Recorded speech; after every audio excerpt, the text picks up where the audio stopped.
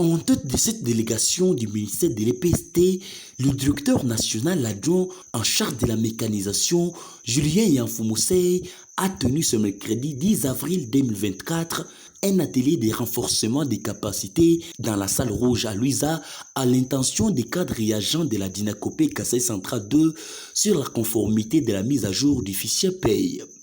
Ces assises d'un jour lancées par l'autorité territoriale ont connu plus de 300 participants, composés notamment des cadres et agents de la Dinakopé, des différents acteurs éducatifs et des gestionnaires, en présence des autorités du comité provincial de l'EPST Kassai Central 2. Satisfait de la participation active à cet atelier, Julien Yanfumosei rassure quant à des solutions sur les arriérés et retards de paiement dans cette province éducationnelle. Nous sommes satisfaits parce qu'aujourd'hui nous venons de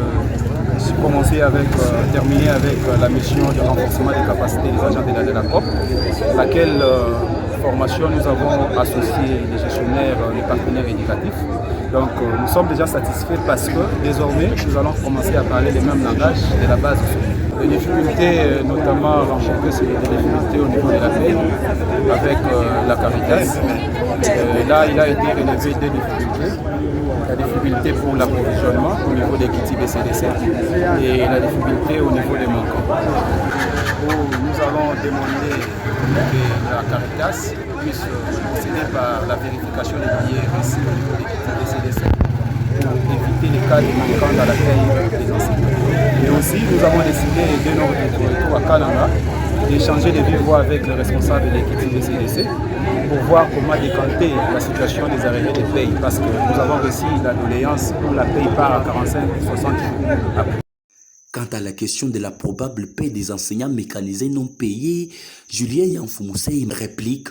La paye, je pense que les autorités du ministère vont nous fixer les moments opportuns sur cette paye parce que ça a été déjà décidé à l'atelier des livres.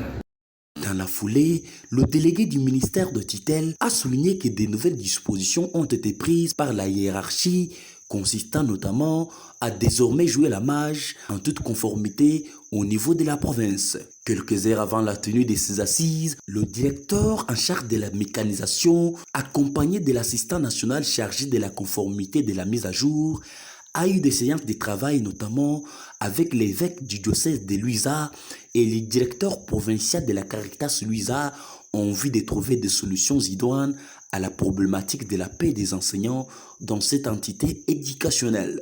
Depuis Luisa, Jean-Claude Kabino Mouyaya pour la RTNC.